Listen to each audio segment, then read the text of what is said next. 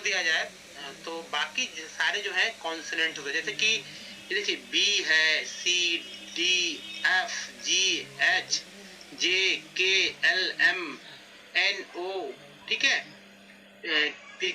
Q है, are, S, T, भी, W, x, Y, Z, यानी कि 26 को छोड़कर 26 जो है ये सभी कॉन्सोनेंट ही हैं।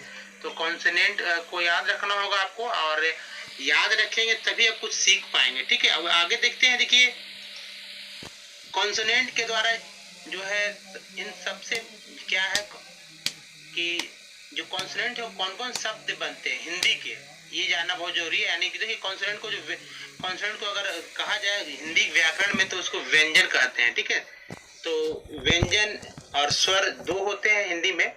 यहाँ है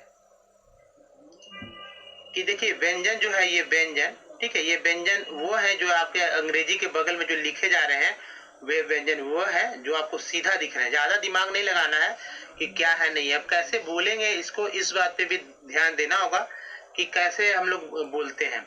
अगर ये सारे जान जाएंगे तो बहुत सारे शब्द जो है आप बहुत अच्छे से एक ही फर्स्ट क्लास के बाद जो है आप अच्छे से किसी वर्ड को जो है बहुत अच्छे से पढ़ पाएंगे। हालांकि 2-3 क्लास चलेगा जिससे कि आप आसानी से पढ़ पाएंगे कौन शब्द को कैसे पढ़ा जा सकता है। तो खैर देखिए यहाँ पर आप जान लीजिए कि ये जो बी है आपका है, बी के लिए ब आता है, बी के लिए ब आता है, आपको याद इसे तो याद करना पड़ा। देखिए सी जो है, सी के लिए अगर कहीं पर सी लिखा हुआ इसका मतलब है कि वो चाहे क बता रहा है या स के बारे में बता रहा है, यानी क होगा या स होगा। उसी तरह डी जो है, डी से ड भी होता है और द भी होता है, दोनों बात को ध्यान रखना है, डी से ड और द दोनों होता है। उसी तरह एफ जो है, एफ से फ होता है, फ से स्टार्ट करके कोई भी शब्द को हम लोग बोल सकते हैं। जी को कभी कभी ग हम लोग उच्चारित करते हैं, कभी कभी ज भी बोलते हैं।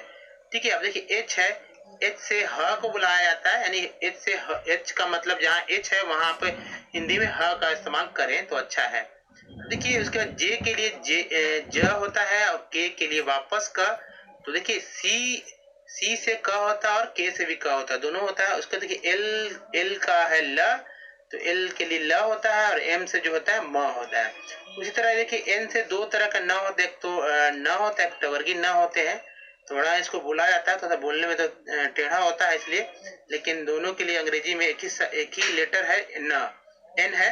और उसी पी से प होता है, ठीक है, यानी कहीं पी या अगर प लिखा रहा है तो दोनों का एक दूसरे का मतलब एक ही होता है। क्यू को क्यू ही बुलाया जाता है, ठीक है, और इसी तरह आर को र भी बुलाते हैं हम लोग, ड भी बुलाते हैं। ई एस को बोलते हैं ई एस, ई एस को ई एस ही बुलाया जाता है। देखिए ये तो एक्चुअली यहाँ पर ये व्यंजन नहीं है, लेकिन यहाँ पर जो संयुक्त शब्द है जो कि आपके बहुत सारे एग्जाम मतलब जितने भी सारे वर्ड्स हैं उस वर्ड्स में आपको लास्ट में ई एस जुटता ही है, तो ई एस को ई एस ही बोलते हैं। देखिए टी को ट और त दोनों रूप में इस्तेमाल करते हैं। उसके बाद देखिए भी है, भी से भ है, वह दोनों होता है। डब्लू से भी वह होता है, देखिए यहाँ भी से भी वह होता है और डब्लू से भी वह होता है, ठीक है। अब देखिए एक्स का एक्स बुलाते हैं, वाई को वाई बुलाते हैं, जेड को जो है जेड या झ दोनों रूप में इसका इस्तेमाल होता है हिंदी करते समय। अब नेक्स्ट स्लाइड पे चलते हैं। देखिए नेक्स्ट स्लाइड जो है यहाँ आप जानेंगे क ख ग घ जो है उसके क्या क्या जो है तो इंग्लिश होते हैं। आपको ऐसे याद रखना होगा ऐसे कि क ख ग जो होते हैं ज्ञ तक, उन सारे अंग्रेजी में क्या होता है, क्या लिखा जाता है। अगर ये इसको जान लीजिएगा तो जाए बहुत सारे जो आप नाम है, कहीं नाम लिखना हो या कहीं का पता लिखना हो या बहुत सारी चीज जो अगर डायरेक्ट हिंदी से अंग्रेजी में लिखना हो तो आप लिख सकते हैं। जैसे कि आप मैसेज करते हैं, मोबाइल पर टेक्स्ट मैसेज करते हैं, तो इसी जो इसका ज्ञान लिए हुए है वही लोग कर पाते हैं अच्छे तरह से। तो अगर आप मैसेज करना चाहते हैं मोबाइल पर या कहीं भी ठीक है, तो आप इस तरह का जो मैसेज जनरली लोग ऐसे ही करते हैं। मैक्सिमम 80% जितने भी मोबाइल धारक हैं या जो भी है यूजर हैं वे मैसेज का प्रयोग ऐसे ही करते हैं, ठीक है। बाकी जो जानते हैं वो तो लिखते ही हैं सेंटेंस में, लेकिन उनका लिखा हुआ भी बहुत कम ही लोग समझ पाते हैं, जबकि इस भाषा का मतलब ऐसे सीधा कन्वर्ट कर हिंदी को अंग्रेजी में कन्वर्ट करके जो लिखते हैं उसको सभी लोग पढ़ पाते हैं। अब देखिए यहाँ पर देखिए क जो है, क को के जैसा कि क को के समझा जाता है, ख के लिए के। तो देखिए यहाँ पर एक बात याद रखना होगा, जो पहला अक्षर होता है क है, च है, ट है, त है, ये सब तो सिंपल याद रखना होगा, यही कि क के च के लिए CH और ट के लिए T और त के लिए भी T। तो यहाँ देखिए ये दो है, ट और त का दो पूरा है, सेम है, कहीं कोई डिफरेंस नहीं है। अब देखिए यहाँ पर फर्स्ट लाइन में जो है सिंगल है, लेकिन सेकंड लाइन में देखिए H जुड़ जाता है, ठीक है, एक्स्ट्रा H एक और लग जाता है बगल वाले अक्षर के साथ। तो T के साथ H लग गया, T के साथ H लग गया, CH के साथ फिर H लग गया। उसी तरह जो थर्ड है यानी G से वाला है, इसमें देखिए ग के लिए G है, ज के लिए जेड के लिए क्षमा में ज के लिए J है, ड के लिए D और द के लिए D। यहाँ भी अब घ वाला में आएंगे सब में एक H जो है लगा हुआ एक्स्ट्रा है, जिससे पता चलता है कि वो शब्द आ जाएगा। यानी ग के बाद तो घ होता है, आप तो हिंदी तो जानते ही हैं, तो आपको हिंदी तो आता ही होगा अच्छी तरह से। तो जो दूसरा है यानी अगर क ख ग घ अंग है तो क के बाद जो है ख में H लगेगा, ग के बाद जो घ में H लगेगा, सब में ऐसा ही होगा। देखिए यहाँ पर थोड़ा टेढ़ा है अंगा का NG होता है, इया का जो होता है YN होता है। न के लिए तो मैंने बताया भी था N, और इसका न का भी N ही होता है। अब देखिए चलते हम लोग उसके बाद वाले लेटर में। तो देखिए प फ ब भ म, ठीक है। तो देखिए प का जो होता है ये P होता है, जबकि फ के लिए PH, फिर से H आ गया है ना। अब देखिए B से ब और भ के लिए BH, ठीक है।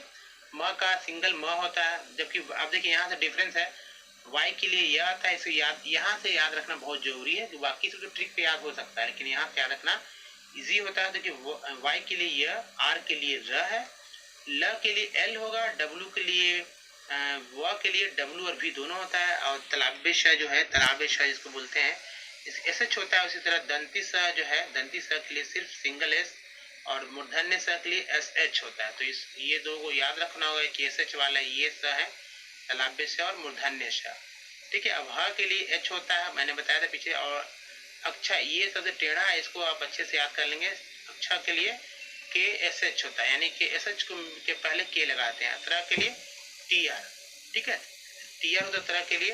अज्ञा के लिए GY होता है, ठीक है, GY होता है, इसका मतलब ज्ञ होता है। अब बात करें सबसे इम्पोर्टेंट, ठीक है। तो इम्पोर्टेंट है आ ई उ री, ये सारे हैं, ठीक है। तो उसके बाद देखिए अ के लिए जो है जनरली हम लोग ए का इस्तेमाल करते हैं, नहीं भी करते हैं। आ के लिए हम लोग डबल ए का इस्तेमाल करते हैं, ये कभी कभी होता है आ डबल आ का इस्तेमाल होता है, लेकिन आ के लिए भी हम लोग सिंगल ए का ही इस्तेमाल करते हैं। ई के लिए, छोटी के लिए आई का इस्तेमाल करते हैं, जो छोटी आई होती है, ठीक है। उसके बाद बड़ी के लिए डबल ई का इस्तेमाल करते हैं।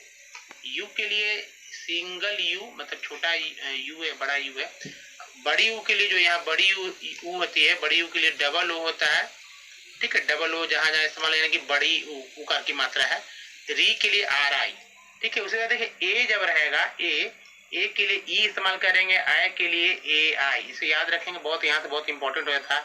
ओ के लिए तो ओ है। अब यहाँ तीन जो बहुत हमेशा भूल जाते हैं लोग, बच्चे लोग सभी लोग भूल जाते हैं। औ के लिए AU, और अन के लिए AN, और अ के लिए AH। ये हो गया।